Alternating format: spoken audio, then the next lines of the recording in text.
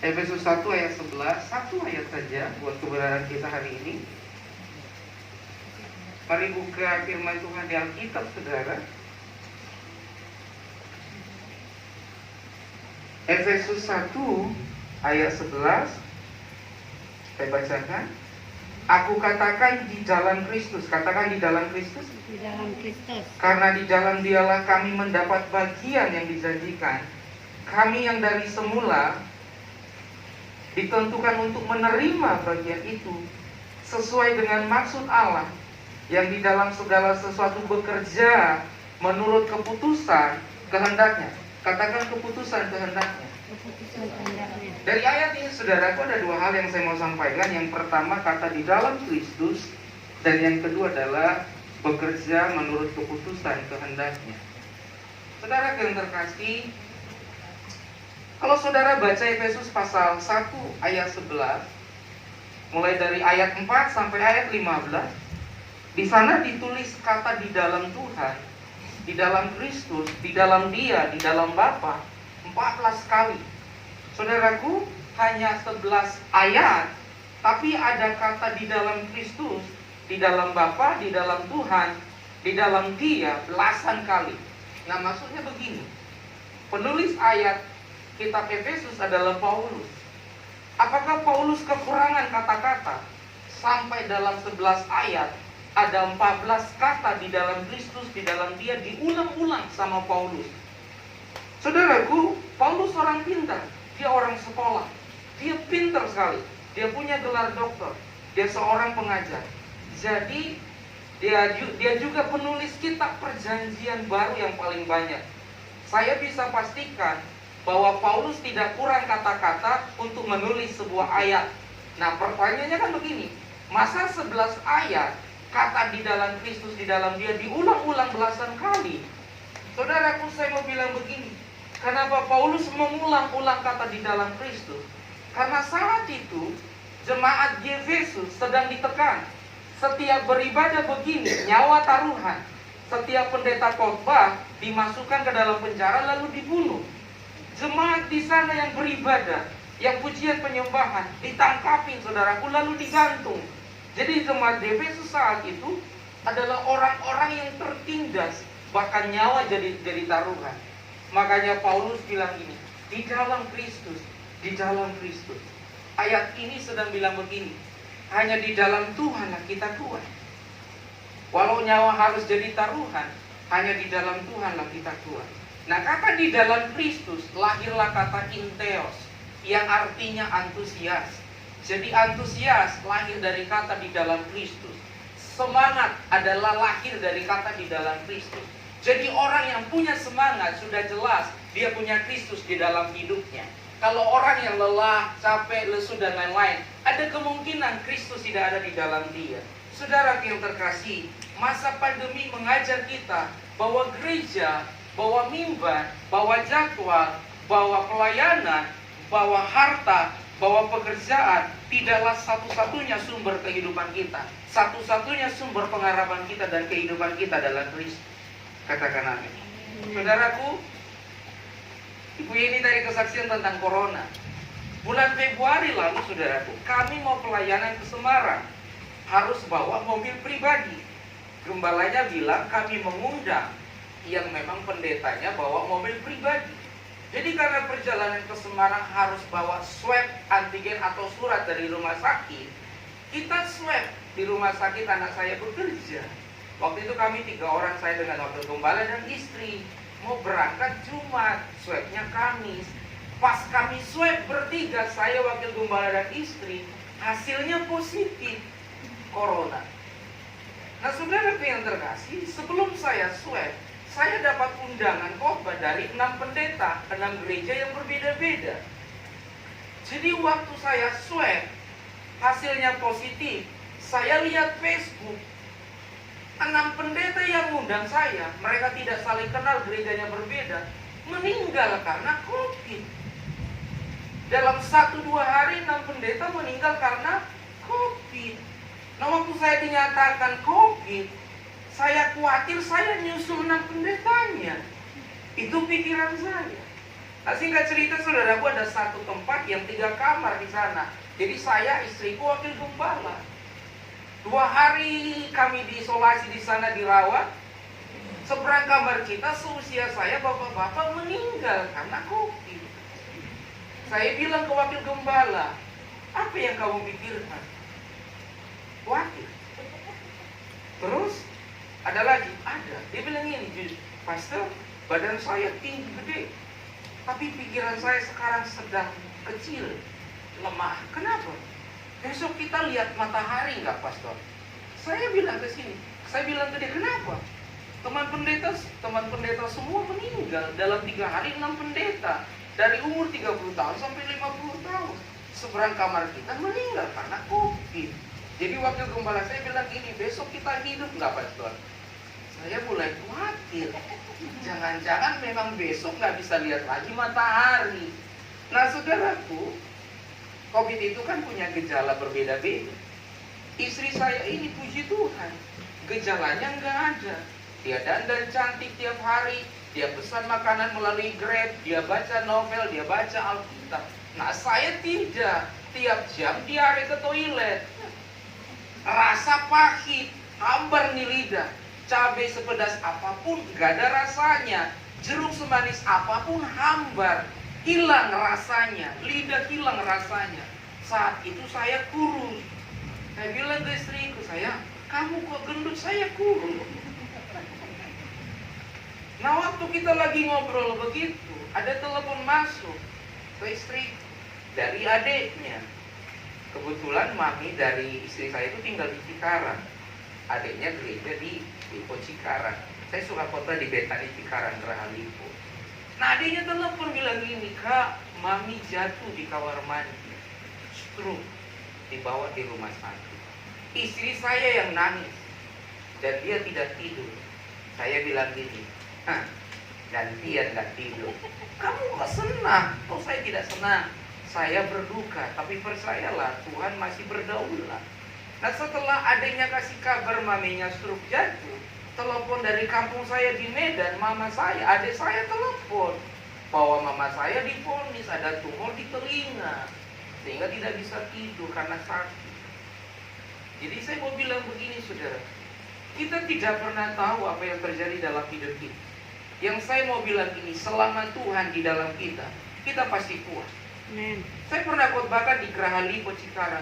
Jangan pernah berdoa minta kesembuhan deh. Maaf ya, saya suka kesembuhan, saya suka mujizat. Jangan pernah datang ke gereja agar dapat berkat, agar toko 1 jadi 2. Ini pendeta dari mana, pengajaran dari mana? Maaf dulu, belum titik. Saudaraku, permasalahannya begini, kenapa orang Kristen gampang kecewa? Karena dia pikir gini, kalau doa dapat mujizat, oh amin dapat mujizat. Tapi sebaliknya, kalau tidak dapat mujizat, gimana perasaan saudara? Apakah tetap tulus sama Tuhan atau kecewa? Jadi hari ini saya mengajar kita semua, saya anggap saudara keluarga, saudara anggap saya keluarga. Biar kita tidak selek nanti. Saya bilang berhenti berdoa minta mujizat atau hanya ingin minta berkat. Tapi begini, biarlah iman kita tulus hanya ingin ketemu Tuhan. Biarlah doa dan pengharapan kita murni tentang Tuhan. Agar waktu sakit kita belum sembuh, waktu suami kita dipanggil, kita tidak kecewa sama Tuhan. Karena tujuan iman kita adalah murni Tuhan. Amin. Waktu saya dapat ayat ini saudara, saya bilang ini Tuhan mau malam ini atau besok, saya siap dijemput. Karena tujuan corona bukan untuk membunuh nyawa saya, tetapi untuk saya diperkenalkan dengan Tuhan. Kalau tugas belum selesai nggak akan dipanggil Tuhan, percayalah. Mau jatuh dari lantai 15, jangan unsur sengaja ya, itu namanya bunuh diri. Mau jatuh dari lantai 15, kalau Tuhan bilang ini tugasmu belum selesai, belum selesai. 2 hari yang lalu saudaraku, sahabat saya namanya Joshua Pitoy, umurnya 34 tahun, sehat. Dia seorang gembala, dia punya anak bayi. Umurnya baru 34, istrinya 28 tahun. Dia ya temannya main futsal. Baru main futsal 5 menit, teman saya bilang gini, aduh sebentar, nyeri dadaku. Baru ngomong nyeri dadaku, meninggal di tempat. Cek riwayatnya jantung. Umur 34 tahun dipanggil Tuhan. Apakah karena jantung? Bukan. Karena sudah selesai tugas. bukan karena jantungnya. Toh teman saya umur 60 tahun karena jantung gak mati-mati. Jadi bukan karena sakitnya, memang karena waktu Tuhan. Kenapa 6 teman saya pendeta dipanggil Tuhan? Saya tidak. Karena tugas saya belum selesai. Makanya selalu saya bilang gini, ikut Tuhan murni tentang Tuhan aja lah. Gereja tentang Tuhan. Pertemuan begini murni tentang Tuhan. Agar begini, waktu toko tutup, waktu PHK terjadi, kita tidak salahkan Tuhan. Karena memang kita cinta Tuhan. Saudaraku, kalau saudara lihat saya jalan, atau Bu Yeni mungkin bisa perhatikan, saya masih cacat jalan. Jadi waktu itu saudaraku, November saya. Kok kita debat? Gak enak di keluarga. November saudaraku, kita punya toko dan restoran. Nah, karyawan tidak datang, ada paket yang harus diantar. Saya antar naik motor ke Bekasi. Dari Jakarta, dari Kelapa Gading ke Bekasi, saya antar paket. Selesai saya antar paket, saudaraku, saya pulang naik motor. Saya tidak pernah kencang. Tapi kira-kira 200 meter saya lihat tukang parkir ada di pinggir jalan, kasih tangan agar semua stop karena mobil mau keluar dari rumah makan. Singkat cerita saya minggir lalu berhenti. Saya kasih ke mobil jalan. Tukang parkirnya udah minta berhenti. Ya udah saya berhenti. Tapi saya dengar suara motor kencang. Ada beberapa motor kencang dari belakang. Itu aja yang saya dengar. Tiba-tiba saya udah di rumah sakit aja. Ternyata dihantam sama mobil. Mereka lagi balapan, motor besar. Usianya 16 tahun. Waktu saya tidak sadarkan diri, ternyata si penabrak ditangkap sama warga. Minta surat nggak ada, KTP nggak ada, kartu pelajar nggak ada. Singkat cerita saudaraku, saya dilarikan ke rumah sakit. Dicek semua lutut, ligamennya putus. Ini sebelah kanan. Di lutut itu ada ligamen, putus. Sama meniskusnya sobek. Dokter bilang harus operasi. Biayanya berapa? Lebih mahal dari operasi jantung. Saudaraku, saya masuk ruang operasi dan belum pernah saya operasi. Istriku mengantarkan saya ke pintu untuk masuk ke ruang operasi. Saya dengan dokter di sana dan seluruh perawat bersama dengan Tuhan. Saya cuma ingat waktu saya kalau dikatakan? Dibius. Nah, dibius saudaraku, saya cuma dengar suara bor dan muntah-muntah. Hanya dengar suara bor dan lutut saya ini bor saudaraku. Jadi saya belum normal jalan.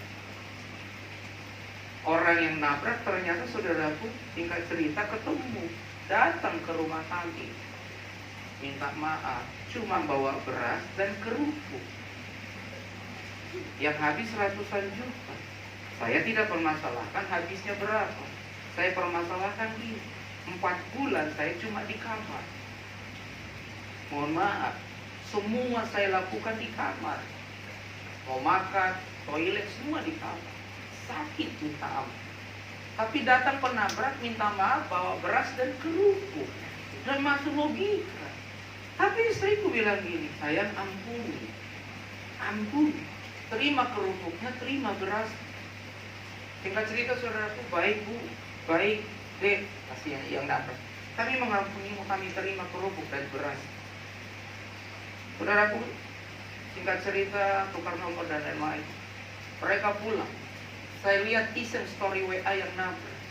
Dia cuma tulis begini. Ternyata pendeta orang Kristen benar-benar baik. Dia Muslim. Hanya kerupuk kami diampuni. Saya dan mamaku dipeluk. Wih, luar biasa. Jadi saya mau bilang gini saudara, waktu apapun yang terjadi, percayalah, selama Tuhan di dalam kita, kita kuat dan cakap menanggung segala perkara. Istri kita bisa dipanggil Tuhan, anak kita bisa dipanggil Tuhan, suami kita bisa dipanggil Tuhan, usaha kita bisa bangkrut, pekerjaan kita bisa di PHK. Cuma saya mau bilang ini, Tuhan tidak pernah meninggalkan saudara dan Tuhan tidak pernah PHK saudara. Semua itu terjadi agar begini kita menunggu waktu Tuhan, bahwa waktu Tuhan adalah waktu yang terbaik. Yaitu dia, Inteos, Tuhan di dalam kita. Kalau orang punya Tuhan, semangat. Kalau Tuhan di dalam kita, pasti antusias. Pasti antusias. Kalau terapi saya bilang ini, Bapak normalnya jalan mungkin bulan 7. Sekali terapi saudaraku maaf, mahal sekali. Mahal sekali dan tidak di-cover sama insuran.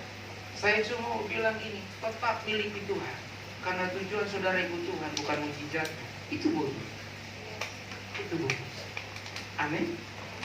Tuhan sanggup menolong kita. Percayalah.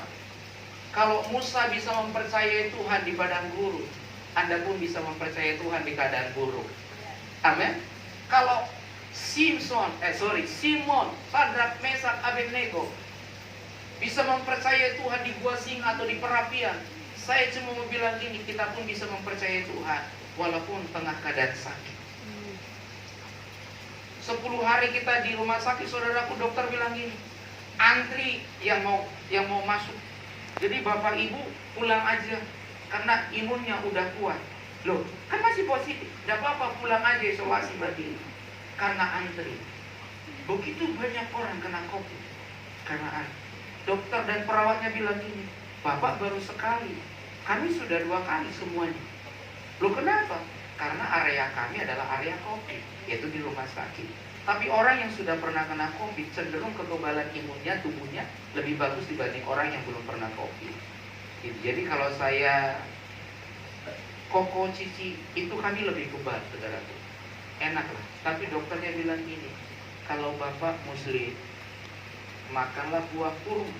Tapi kalau Bapak Kristen, minumlah sop anjing. Nah, ternyata sop anjing bagus untuk mengalahkan virus COVID. Benar.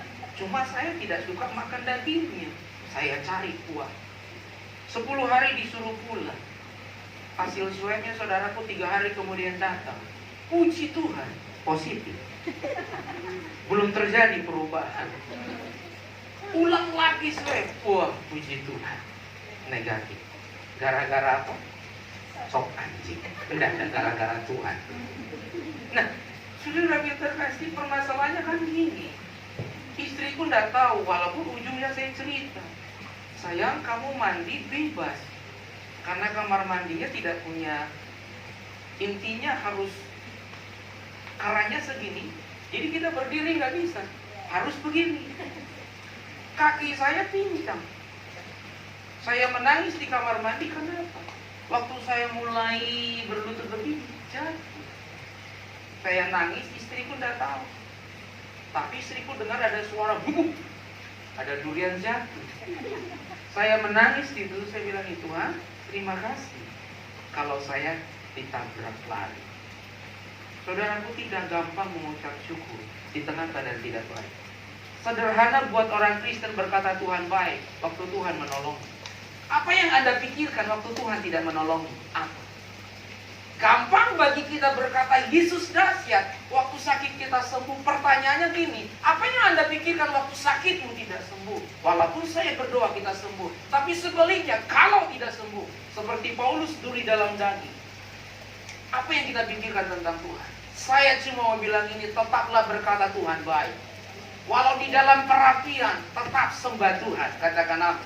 Agar kita tidak kecewa pada Tuhan, tidak kecewa pada manusia, tidak kecewa pada hamba Tuhan. Karena murni prioritas kita adalah Tuhan. Amin. Lihat kiri kanan bilang ini, cuma Tuhan yang peduli sama aku. Makin mengandalkan manusia, makin kecewa. Amin. Saudaraku, anak saya ini yang bidan bilang gini, tapi kalau orang itu berjalan sudah jauh lalu lelah, itu normal. Tapi kalau orang berjalan masih dekat sudah lelah, ada yang sekarat di dalam. Saya cuma mau bilang ini, layani Tuhan sampai ke ujung bumi, sampai seumur hidup. Di sini kan masih banyak anak muda. Layani Tuhan, layani Tuhan. Jangan pernah punya pacar kalau saudara belum berjumpa dengan Tuhan. Anda akan salah pacar.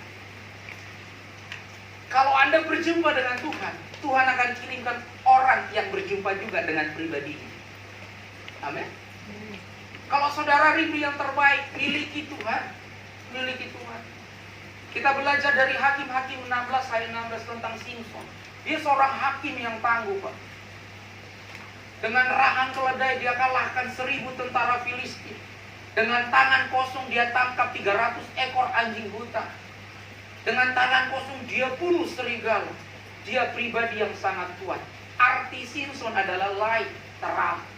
Tapi saudara lihat, dia pergi ke Gaza, lalu hancur hidupnya di sana karena seorang pacar namanya Deli. Akhir hidupnya Simpson, dia meninggal sebagai pelawak, ditertawakan oleh musuh-musuh. Saya mau bilang gini saudara, pengurapan membuat kita kuat, boleh saja. Karisma boleh membuat kita disukai Tuhan. Tapi kalau tidak punya karakter dan hati yang tulus, percayalah, pengurapan akan menghancurkan kita. Talenta akan merusak kita. Harta akan membuat kita terbunuh. Makanya prioritasnya adalah Tuhan. Pengurapan dari Tuhan, karisma, talenta, Simpson punya Pak. Simpson punya Bu. Oh, dia kalahkan 1000 tentara Filistin. Ini orang kuat, arti namanya saja light, terang. Tapi lihat, dia mati sebagai pelawak. Kenapa? Kekuatannya di rambutnya dicukur demi nama cinta. Jatuh karena pacarnya. Jadi Bapak Ibu, khusus kalian yang belum punya pacar atau yang mau menikah, carilah pasangan hidup yang kuat punya Tuhan. Jangan karisma, atau jangan gelar, atau jangan harta. Itu tambahan dari Tuhan. Tapi hati yang tulus, karakter yang luar biasa adalah begini, hadiah dari kita untuk Tuhan. Sedangkan talenta dan harta adalah hadiah dari Tuhan untuk kita. Mari mulai hari ini punya iman, menerima yang terbaik, tapi juga memberi yang terbaik, yaitu karakter dan hati yang tulus. Intens Tuhan di dalam hidup. Yang kedua tadi saudaraku, di ayat yang kita baca adalah begini, Tuhan bekerja menurut keputusan kehendaknya. Jadi artinya begini, Tuhan bekerja sesuai waktunya, bukan waktu kita. Saya sebut ini namanya ruang tunggu. Saya suka lagu nanti aja habis khotbah. Saya akan nyanyikan lagu Waktu Tuhan, Waktu yang Terbaik. Jadi saudaraku, kita tidak paksa dan kita tidak bisa mendesak Tuhan agar menolong kita. Kalau belum waktunya, dia tidak akan tolong. Karena dia bekerja sesuai waktunya. Makanya pengkhotbah berkata begini, segala sesuatu indah pada waktunya. Kalau belum indah, berarti belum waktunya. Kalau belum waktunya, berarti belum indah. Jangan paksakan waktumu, ujungnya stres. Jangan paksa waktu. Kalau Tuhan bilang ini belum sekarang, minggu depan. Tunggu minggu depan. Saudara yang terkasih, karena saya menggembalakan sebuah gereja. Dulu saya punya mindset yang salah. 100 orang yang konseling tentang masalahnya, 100 masalah yang saya bawa ke rumah, itu membuat saya susah tidur. Seperti kok. Loh, mungkin gini, susah tidurnya berapa lama? Setahun. Sehingga membuat saraf saya, kalau Koko mungkin sudah tahu, di saraf kita ini ada namanya amilagda. Nah, amilagda adalah saraf yang mengontrol kalau kita lagi stres. Jadi otak atau saraf yang di depan ini, semua yang positif ini pindah ke belakang karena saraf amilagdanya yang bekerja. Makanya susah tidur, susah berpikir positif, susah mengambil keputusan yang baik. Taunya khawatir aja, taunya stres aja. Saya bilang ke istriku, saya mau berhenti. Istriku cuma bilang gini, kalau kamu dengar 100 jemaat konseling, 100 masalah, serahkan kepada Tuhan. Bukan urusanmu, tapi urusan Tuhan. Kita berbagi Koko, supaya Koko bisa tidur enak adalah gini, serahkan semua kepada Tuhan. Amin. Dan ternyata berpikir positif, itu dilatih. Tidak bisa 1-2 hari. Cenderungnya kami orang yang susah tidur, sedang melatih otak positif. Nah, kita itu kenapa susah tidur? Karena otak negatifnya yang bekerja. Capek. Lebih enak capek otot daripada capek otak. Benar. Jadi saudaraku, Tuhan bekerja menurut waktu. Dan puji Tuhan, dokter menyatakan saya sembuh. Kapan? Setelah harta saya habis. Saya bilang ke istriku, karena obat ini tidak di-cover sama BPJS. Dokter satu-satunya yang saya perlukan ada di Omni Alam Sutra. Karena lisensinya dari Jerman dan Amerika. Jadi saya butuh. Jadi pulang pergi dari Kelapa Gading, saudara, jutaan sekali koplo dan minum obat. Habis harta. Saya bilang ke istriku, saya udah habis ini, udah jual ini. Kok belum sembuh? Iya, kita doa lagi, kita puasa. Kami tidak kurang doa, kami tidak kurang puasa. Cuma ini yang saya yakin, waktu Tuhan, waktu yang terbaik. Percayalah, Waktu kita berdoa, dia bekerja. Tuhan kalau tidak jawab hari ini, Tuhan jawab besok. Kalau Tuhan tidak jawab besok, Tuhan jawab minggu depan. Kalau Tuhan tidak jawab minggu depan, Tuhan jawab tahun depan. Waktunya selalu indah. Amin. Jangan stres lagi, termasuk buat saya. Biarkan Tuhan bekerja sesuai waktu. Lihat kiri kanan, bilang begini, tidak usah stres. Tidak usah stres. Tidak gampang untuk bahagia di tengah pandemi. Oh, tidak gampang. Tidak gampang. Tapi saya mau bilang ini, Tuhanlah bahagia kita, karena dia ada di dalam. Amin. Kebahagiaan itu dari dalam keluar, bukan dari luar ke dalam. Jadi miliki Tuhan yang di dalam, agar kita bahagia. Segala sesuatu indah pada waktunya. Katakan amin. Saudaraku, pesan saya kepada kalian yang masih muda, apapun yang kalian alami, terutama hal buruk, hal sakit, jangan posting di medsos. Jangan posting di medsos. Apalagi bapak ibu kalau lagi sakit. Kalau lagi sakit, tidak usah posting di Facebook. Saya sedang sakit, doain dong. Jangan. Karena pemilik Facebook bukan Tuhan Yesus. Itu marah. Amin. Pas sembuh aja posting. Semua jemaat kami tidak tahu kami COVID. Pas sudah sembuh baru kami kasih tahu. Karena kami tidak ingin menyusahkan jemaat. Kami dari dulu terbiasa. Usaha kami bangkrut, kami tidak posting. Tapi waktu usaha kami, restoran kami diberkati Tuhan, kami baru posting. Jadi saudaraku, saya bilang ini, biarkan Tuhan bekerja sesuai waktunya, bukan waktu kita. Kapan kalian pacaran, biarlah waktu Tuhan. Kapan kalian menikah, biarlah waktu Tuhan. Kapan kalian punya anak, termasuk kami, belum punya baby, tahun ke-9. Tapi istriku selalu percaya, enggak tahun ke-10, ya tahun ke-11. Enggak tahun ke-11, tahun ke-12. Kalaupun enggak, Tuhan pasti kasih dengan waktu yang terbaik. Amin.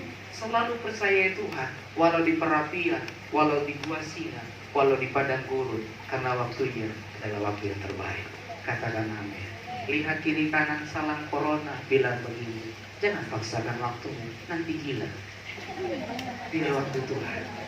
Oke, baik. Sama-sama bangkit berdiri, saudaraku.